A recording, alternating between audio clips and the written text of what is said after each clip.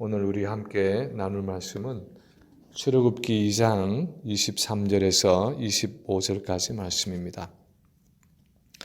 출애굽기 2장 23절에서 25절입니다. 여러 해 후에 애굽 왕은 죽었고 이스라엘 자손은 고된 노동으로 말미암아 탄식하며 부르짖으니 그 고된 노동으로 말미암아 부르짖는 소리가 하나님께 상달된지라. 하나님이 그들의 고통 소리를 들으시고 하나님이 아브라함과 이삭과 야곱에게 세운 그의 언약을 기억하사 하나님이 이스라엘 자손을 돌보셨고 하나님이 그들을 기억하셨더라. 아멘. 미국에서 길을 가다가 당신은 하나님을 믿습니까? Do you believe in God? 하고 물으면 거의 90% 이상이 Yes, I do. 예, 나는 하나님을 믿습니다. 라고 대답을 한다고 합니다. 근데 사실 그 사람들이 믿는다고 말하는 하나님은 기독교의 하나님일 수도 있지만 힌두교의 브라만과 같은 우주적인 신일 수도 있고 모슬림의 알라 신일 수도 있고 그냥 그들이 막연하게 믿는 절대자 신일 수도 있고 온갖 종류의 신이 다 포함된다고 말할 수 있습니다. 하나님을 믿는다고 말은 하지만 실제로 우리 기독교의 하나님이 아닌 경우가 많습니다. 교회 안에서 당신은 하나님을 믿습니까? 하고 물으면 거의 100%가 예, 나는 하나님을 믿습니다. 라고 답할 것입니다. 하나님을 믿지 않는다면 교회에 와 있지도 않을 것이기 때문입니다. 근데 사실 교회 안에서 우리가 믿는 하나님도 성경이 가르치는 하나님이 아닐 수 있습니다. 예수 믿기 전에 내가 세상에서 알던 그 하나님을, 그 하나님 개념을 여전히 하나님이라고 부르며 믿음을 고백할 때도 있고 실제로 성경이 가르치는 하나님이 아닐 경우가 있다는 것입니다. 그래서 우리가 매주 예배할 때마다 사도신경이나 또 다른 신앙 고백서를 통해서 우리 자신의 믿음을 고백하는 것입니다. 전능하시고 천지를 만드신 하나님 아버지를 내가 믿사오며 그 외아들 우리 주 예수 그리스도를 믿사오니 하면서 성경이 가르치고 있는 삼위일체 하나님이 어떤 분인가를 고백하면서 내가 바로 그 성경의 하나님을 믿고 있는지를 확인하는 것입니다. 그런데 만약 누가 성경이 가르치는 하나님은 어떤 하나님입니까? 하고 묻는다면 아마 가장 손쉬운 답은 그분은 언약의 하나님입니다 하는 답이 될 것입니다. 우리는 단순히 어떤 하나님을 믿는 것이 아니라 언약의 하나님을 믿고 있다고 성경은 가르칩니다. 그래서 성경에서 하나님을 부를 때 여호와 하나님이라는 표현을 쓸 때가 많습니다. 그것은 하나님은 언약의 하나님이라는 고백입니다. 여호와라는 것은 하나님의 언약의 이름이기 때문입니다. 그렇다면 우리가 언약의 하나님을 믿고 있다는 것은 무엇을 의미하는 것입니까? 이 언약의 하나님에 대해서 성경은 여러 가지로 설명하고 있지만 출애굽기의 오늘 이 본문은 그 당시 이스라엘 백성에게 이 언약의 하나님이 어떤 분인가를 몇 개의 동사를 통해서 아주 간결하게 설명해 주고 있습니다. 첫째로 언약의 하나님은 자기 백성의 고통과 기도를 들으시는 분이라고 가르치고 있습니다. 언약의 하나님은 자기 백성의 고통과 기도를 들으시는 분입니다. 23절에 보면 여러 해 후에 애굽 왕은 죽었고 이스라엘 자손은 고된 노동으로 말미암아 탄식하며 부르짖으니 그 고된 노동으로 말미암아 부르짖는 소리가 하나님께 상달된지라 하고 기록하고 나서 24절에 보면 하나님이 그들의 고통 소리를 들으시고 라고 했습니다. 우리가 몇 주 전에도 그 말씀을 나누었지만 하나님은 아브라함과 언약을 맺으시면서 너는 반드시 알라. 내 자손이 이방에서 객이 되어 그들을 섬기겠고 그들은 400년 동안 내 자손을 괴롭히리니 그들이 섬기는 나라를 내가 징벌할지며 그 후에 내 자손이 큰 재물을 이끌고 나오리라 하고 말씀하셨는데, 그 하나님의 말씀처럼 약속의 아들 이삭을 통해 야곱이 태어나고 야곱을 통해서 12아들이 태어났는데, 이 야곱의 가족 70명이 애굽의 총리였던 요셉 덕분에 애굽으로 이민을 해서 풍요로운 삶을 살았습니다. 그런데 어느덧 요셉을 알고 이스라엘을 선대했던 그 바로는 죽고 이스라엘 자손들은 애굽인들의 눈에 가시가 되어서 400년 동안이나 고달픈 노예 생활을 하고 있었습니다. 바로의 궁전을 짓고 애굽의 성을 쌓는 그 힘든 노역을 하면서 그 고된 노동 때문에 이스라엘 백성들이 하나님께 고통하며 부르짖었는데, 그 언약 백성 이스라엘의 탄식과 기도를 하나님이 들으셨다는 것입니다.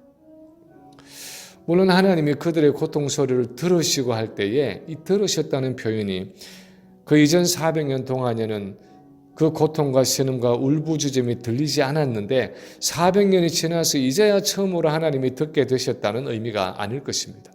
이것은 하나님이 그 이전부터도 언약 백성 이스라엘의 고통스러운 기도 소리를 들으셨지만 아모리 족속의 죄악이 차기까지 기다리셨다가 이제야 그 기도에 응답하시기 위해서 반응하셨다 하는 의미일 것입니다. 마치 어린아이가 아빠에게 장난감을 사달라고 계속 조르는데 엄마 아빠는 대답을 하지 않고 있다가 그 말을 하지 않고 있지만 그 말을 다 듣고 있는 것입니다. 그랬다가 아이에게 그 장난감을 사주어야 할 때가 되면 드디어 그 아이의 요청대로 장난감 가게로 데려가는 것처럼 하나님은 그동안도 언약 백성 이스라엘의 기도를 들으셨지만 드디어 때가 되었을 때 그 기도의 요청에 응답해 주셨다는 의미입니다. 우리가 언약 백성으로서 하나님에 대해서 기억해야 하는 한 가지는 그분은 우리의 기도를 들으신다는 사실입니다.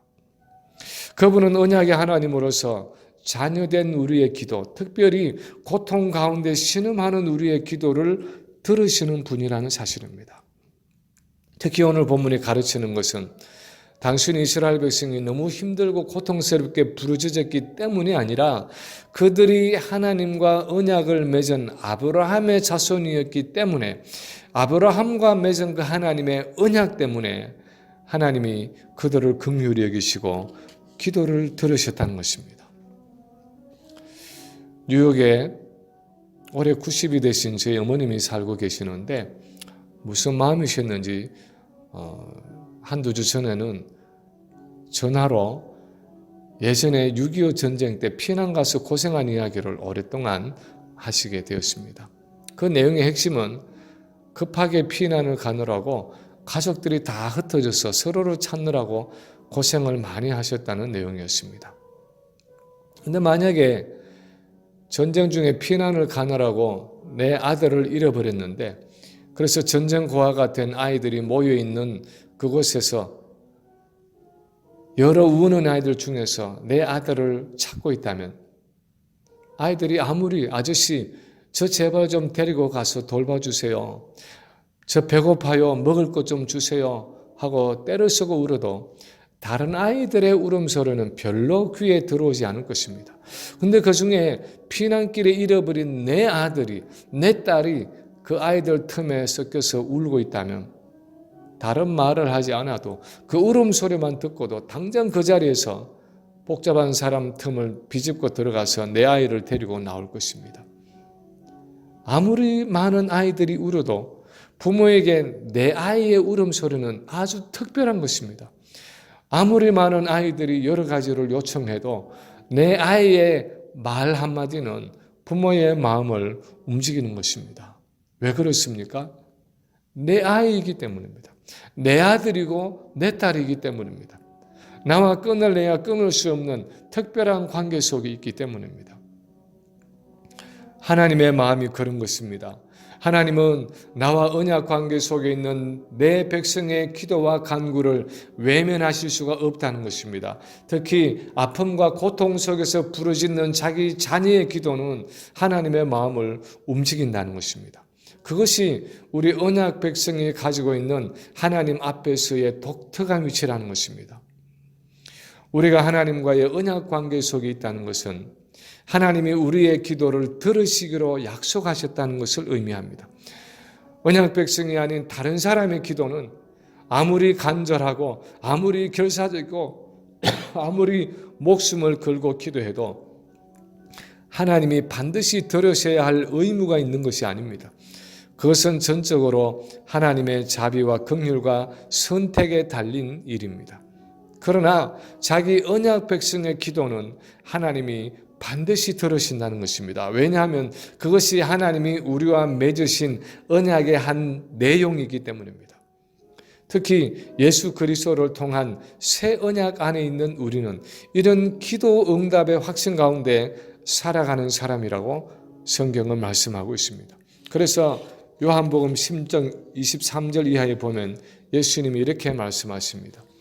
내가 진실로 진실로 너희에게 이르노니 내가 무엇이든지 아버지께 구하는 것을 내 이름으로 주시리라.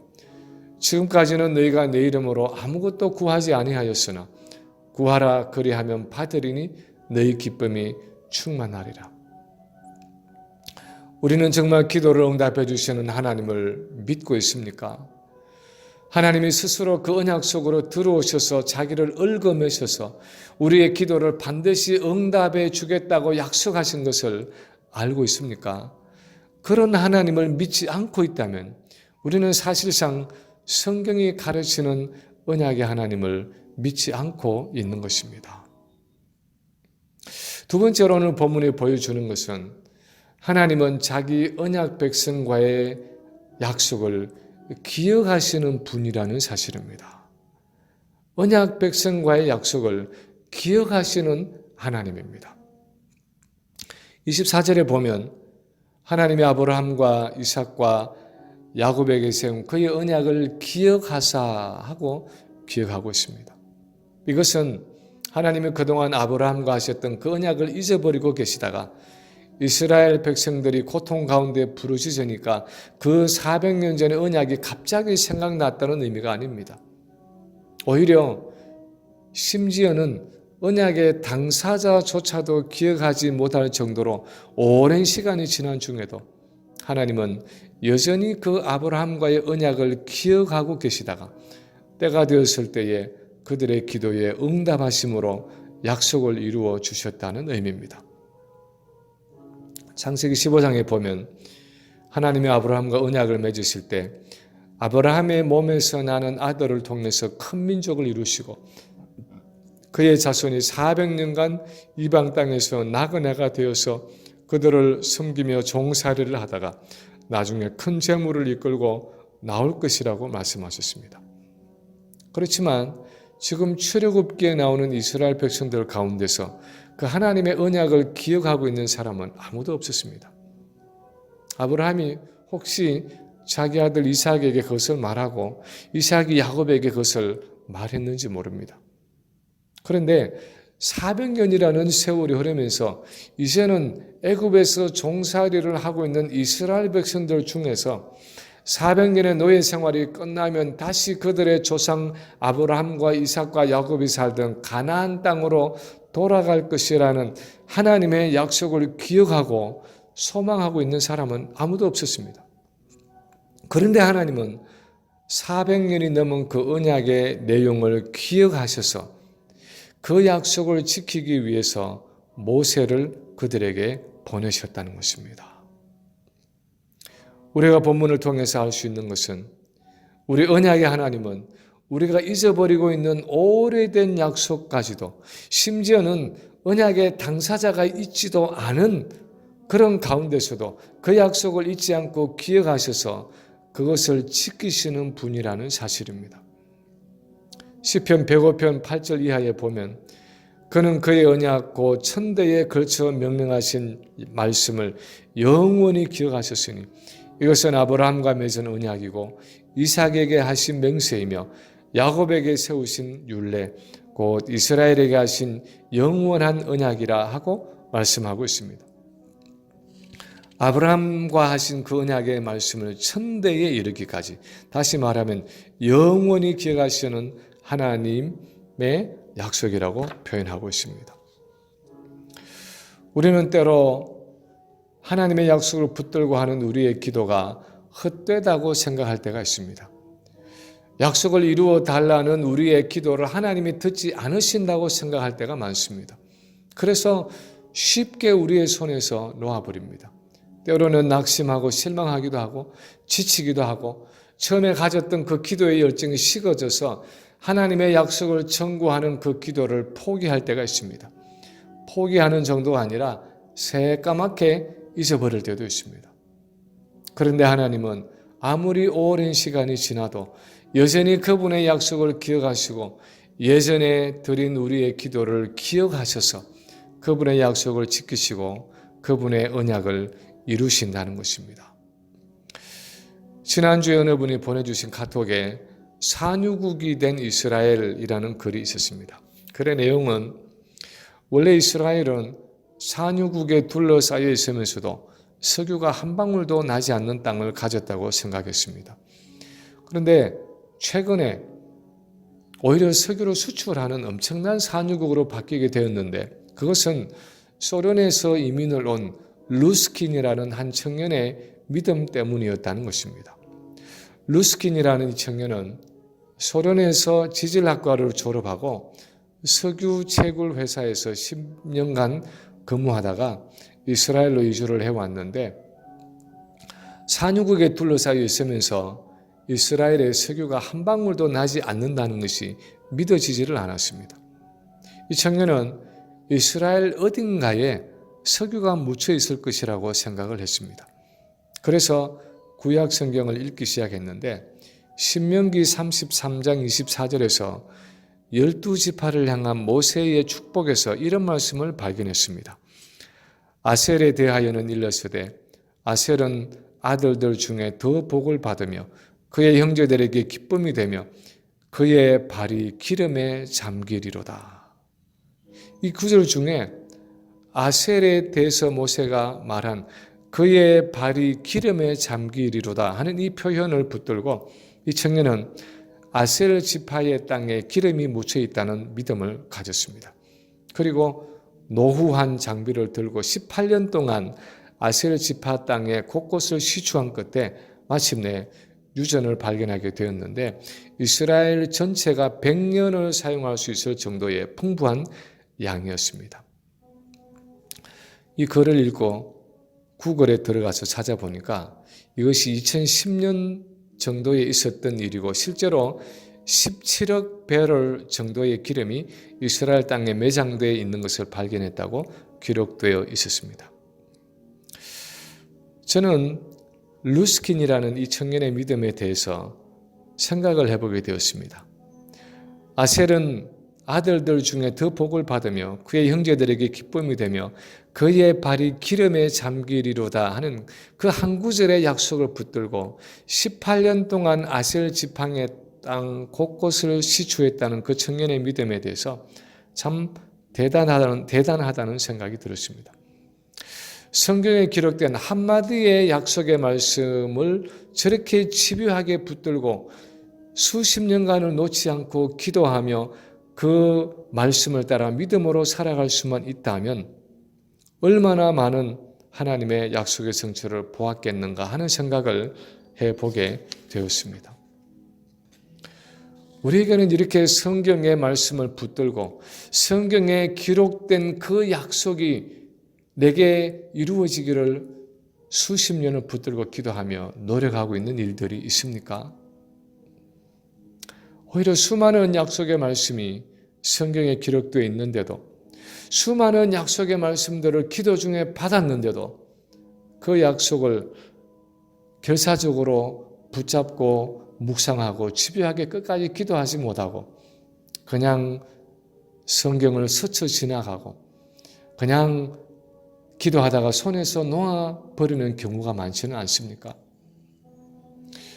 우리 언약의 하나님은 그분이 하신 약속의 말씀을 기억하시고 때가 되면 반드시 이루시는 분이라는 것이 오늘 본문의 가르침입니다. 세 번째 오늘 본문이 또한 가르치는 것은 하나님은 자기 언약 백성을 반드시 돌아보시는 분이라는 사실입니다. 자기 언약 백성을 돌아보시는 분이라는 것입니다. 오늘 본문 25절에 보면 하나님이 이스라엘 자손을 돌보셨고 하나님이 그들을 기억하셨더라 하고 기록하고 있습니다. 본문에서 돌보셨다 하고 번역된 단어를 다른 곳에서는 살피셨다 하고 번역을 하고 있고 영어로는 look on, 즉 얼굴을 돌리셨다 하고 번역을 하고 있습니다.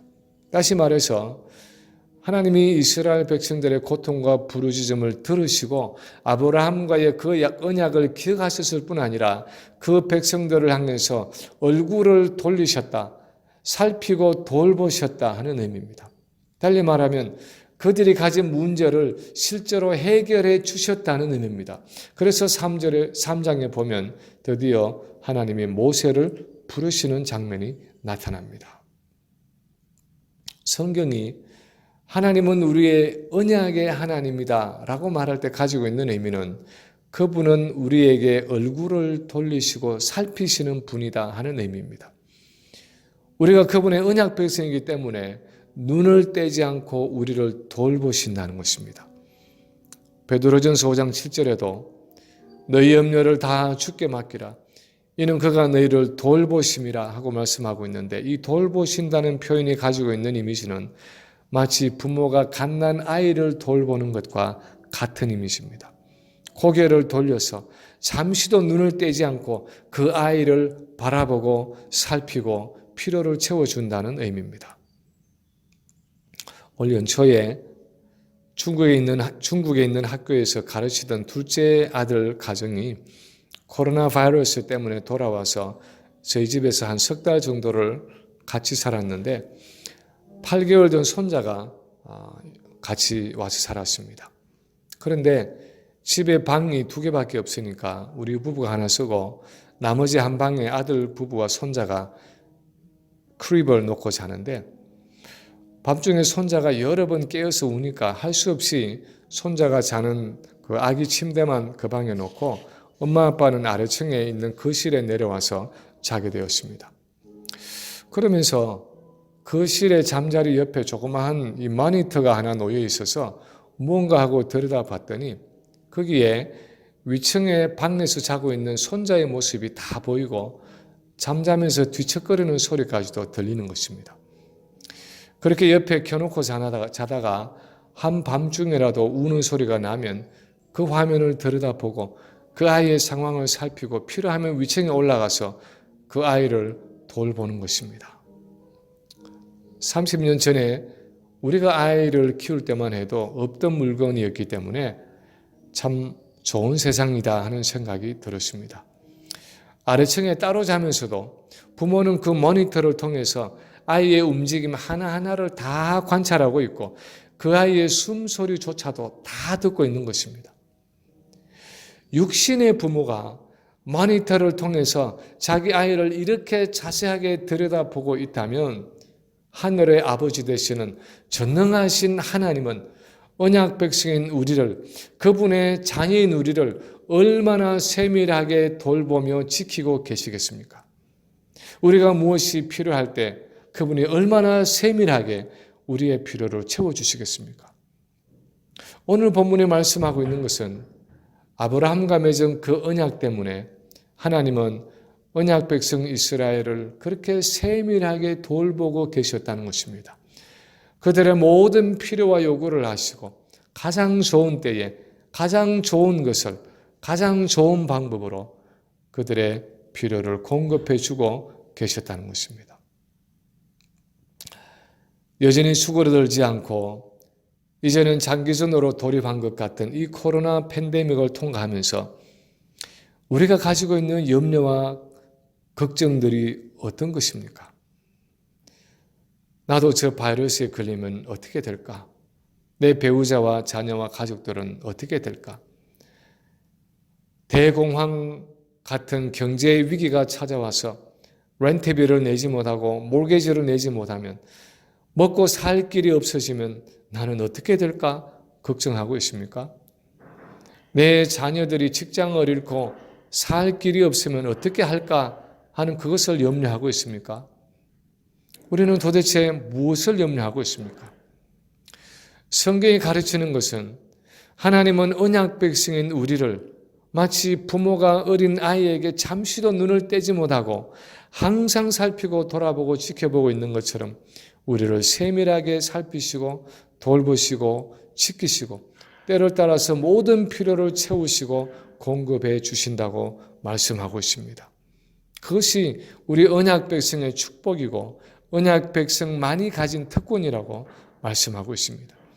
그래서 예수님도 마태복음 6장에서 그러므로 염려하여 이르기를 무엇을 먹을까 무엇을 마실까 무엇을 입을까 하지 말라. 이는 다 이방인들이 구하는 것이라. 너희 하늘 아버지께서 이 모든 것이 너희에게 있어야 할 줄을 아시느니라 하고 말씀하고 있는 것입니다. 언약의 하나님은 언약 백성의 모든 것을 다 책임지신다는 것이 성경의 가르침입니다. 그것이 바로 그분이 우리 언약의 하나님이 되신다는 말의 의미라는 것입니다. 여러분 중에 혹시 브레이브하트라는 영화를 기억하시는 분이 있을지 모르겠습니다. 멜 깁슨이라는 배우가 주인공으로 나오는 유명한 영화인데 이 영화는 중세기에 스코틀랜드에서 실제로 있었던 실화를 책으로 쓴 것을 기초로 해서 만들어진 영화입니다. 그 영화의 원작에 나오는 사람 중에 로버트 브루스라는 인물이 있는데 영화에서는 만들어지지 않았지만 원작의 소설에 이런 사건이 있었다고 합니다. 이 사람이 한때 적군으로부터 추격을 받아서 더 이상 숨을 곳이 없는 그 열려진 벌판에서 급하게 어떤 동굴 속에 들어가 숨게 되었는데 추격군들이 주변을 사차시 뒤지다가 이 사람이 숨어있는 동굴 앞에까지 오게 되었습니다. 이제 이 어두운 동굴 속으로 들어오기만 하면 잡힐 수밖에 없는 절체절명의 위기 가운데 있었습니다. 그런데 마침 그때 이 사람이 숨어있는 동굴 앞에 거미가 한 마리 매달려서 동굴 앞에다가 거미줄을 치고 있었습니다. 마침내 추격하던 병사들이 이 동굴 앞에 다다라서 이 굴로 들어오려다가 입구에 거미줄이 쳐진 것을 보고는 그 중에 한 병사가 다른 병사에게 말했습니다. 이것 봐, 여긴 거미줄이 쳐진 동굴이야. 이 속으로 숨었을 리는 없어. 우리 다른 곳으로 가보자. 하고는 안으로 들어오지 않고 그냥 그 동굴을 지나쳐 갔습니다. 그 동굴 안에 엎드려서 숨을 죽이고 그 이야기를 듣고 있던 로버트 브루스가 참고 있던 숨을 내쉬면서 구사일생으로 살아나게 된 그 은혜를 하나님께 감사하면서 이렇게 기도했다고 합니다. 오 신실하신 아버지 하나님, 이 가느다란 거미줄 하나라도 저의 든든한 피난처를 만들어 주시는 하나님께 감사를 드립니다. 이 가느다란 거미줄 하나라도 저의 든든한 피난처를 만들어 주신 하나님이라고 고백했습니다. 아주 가늘고 보잘것없는 거미줄 하나로도 그의 생명을 구원하는 든든한 피난처를 만들어 주신 그 하나님은 우리 일상의 삶에서 아주 작은 것 하나를 가지고도 우리의 생명을 지탱하는 아주 견고한 피난처를 만들어 주실 수 있는 분입니다. 그분은 우리 언약 백성의 삶의 아주 작은 부분에까지 세밀하게 간섭하셔서 그분의 목적과 계획을 이루어 가시는 분입니다. 우리가 그분의 언약 백성으로 살아간다는 것은 우리가 그렇게 세밀한 하나님의 돌보심과 보호하심 가운데 있고 그분의 견고한 약속 가운데 있다는 의미입니다. 우리가 하나님의 언약 백성으로 살아간다는 것은 하나님이 고통 가운데 부르시는 우리의 기도를 들으시고 예수 그리스도 안에 있는 그 영원한 언약을 기억하시고 오늘도 그분의 성령을 보내셔서 우리의 모든 일을 돌아보시고 인도하시고 살피신다는 것을 의미합니다. 우리는 이런 언약의 하나님을 믿고 있습니까? 아니면 내 생각 속에 임의로 만들어내고 세상 사람들이 지어낸 잘못된 하나님 개념을 가지고 신앙생활을 하고 있지는 않습니까? 오늘도 성경이 말씀하고 있는 이 언약의 하나님을 분명히 붙들고 믿음으로 나와서 그분과 매일매일 가까이 동행하면서 그 언약의 축복과 특권을 마음껏 누리는 우리 모든 성도들이 되시기를 주님의 이름으로 간절히 축원합니다.